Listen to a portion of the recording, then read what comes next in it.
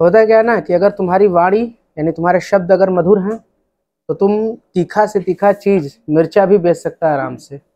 लेकिन अगर तुम्हारी वाणी जो है बहुत कटु है तो तुम्हारा जो शहद का भी व्यापार ठप हो जाएगा। यानी कि हमें अपने शब्दों पे, हमें अपने वाणी में मधुरता रखनी चाहिए, सरलता रखनी चाहिए। इसी पर एक कहानी है। कहानी के एक देश में एक राजा था और एक दिन वो शिकार पे निकलता है अपने पूरे लाव लश्कर के साथ। राजा आगे आगे चलते हैं, फिर उसके पीछे उनके सेनापति चलते हैं, उनके पीछे उनकी पूरी सेना चलती है। सेना में भी बहुत ज़्यादा नहीं, कुछ ही लोग, लिमिटेड लोग थे, उनको लेकर शिकार पे निकल जाता है। और काफ़ी रात हो गई थी तो वो लोग बिछड़ जाते हैं रात में। राजा कहीं और चला जाता है, सेना कहीं और चली जाती है और सेनापति अलग चल रहे होते हैं।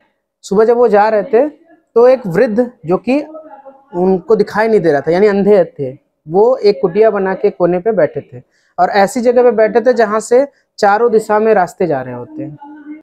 तो होता क्या है कि वो जो जहाँ पे वो बैठे रहते हैं, सबसे पहले उस जो राजा की सेना थी, उनके जो लोग थे उनके पास पहुँचते हैं, उनसे पूछते हैं कि किधर गए हैं राजा, या किसी को तुमने देखा है?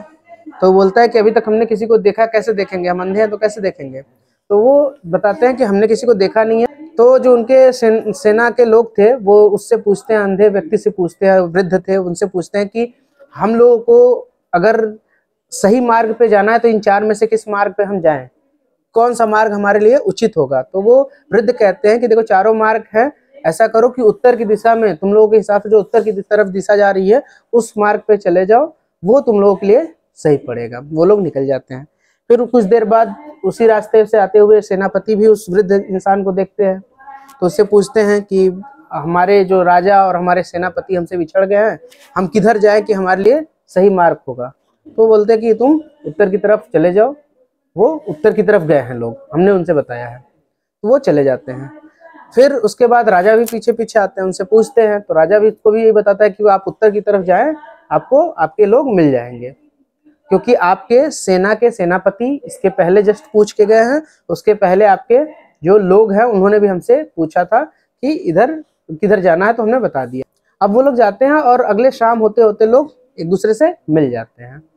लेकिन राजा के दिमाग में एक चीज खटक रही थी कि वो व्यक्ति अंधा था। उसने क्या बताया कि सबसे पहले आपके सेना गई है आगे आगे, उसके पीछे आपके सेनापति की लोग गए हैं और फिर उसके बाद आप जा रहे हैं। राजा को ये बहुत ही ज्यादा आश्चर्यजनक बात लग रही थी कि ये जो व्यक्ति है वो अंधा है। तो इस परिप्रेक्ष्य देखा जाए, वो कैसे बता रहा है कि सबसे पहले सेना गई है आपकी, उसके बाद सेनापति और उनके लोग गए हैं, और मैं राजा हूं, उसको कैसे पता चला? अभी हमने तो बताया नहीं है। वो बात उसके दिमाग में घूम रही थी। तो फिर रात में वो लोग शिकार विकार करते हैं, फिर अगले सुबह वो वापस आते हैं। तो वह जो वृद्ध इंसान था, अंधा इंसान, वो वहीं पे अपनी कुटिया के पास बैठा हुआ था। तो राजा अपने जिज्ञासावश उसके पास पहुंचे और उससे पूछ बैठे कि दादा ये हमको बताएं कि आपको कैसे पता चला कि सबसे पहले हमारी सेना गई, उसके बाद हमारे सेनापति गए और उनके लोग गए, उसके बाद हम थे, आपको कैसे पता चला जबकि आपके अंधे हैं? तो उस वृद्ध ने उनको बताया कि जो आपकी सेना थी और जो आपके सेनापति थे, जो आप थे, हमें दिखाई तो दे नहीं रहा है, लेकिन हमको सिर्फ और सिर्फ सुनाई दे रहा है। और जो आपकी भाषा है उसके आधार पे हम ये बता पाए कि ये कौन लोग हैं। जैसे सेना जब आई हमारे पास तो उन्होंने हमसे पूछा, है बुड्ढे, हमारे राजा को देखा क्या तुमने? बताओ नहीं तो तुमको प्राण दंड मिलेगा। ये भाषा आपके सेना के लोगों की थी। तो कंफर्म था कि वो क्या है, आपके यहाँ किसी ओहदे पे काम कर रहे हैं, किसी भी श्रेणी में वो काम कर रहे हैं।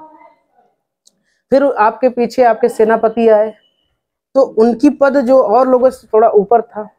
अब वो उनके पद ऊपर था तो उन्होंने हमसे पूछा कि हे वृद्ध मनुष्य, बताओ कि हमारे राजा को आपने देखा है या हमारे लोगों को आपने देखा है? तो उनके भाव, उनके भाषा में थोड़ी सरलता थी। तो हमें ये लगा कि ये क्या है, सेनापति ही हो सकते हैं जिनके भाषा में इतनी सरलता है।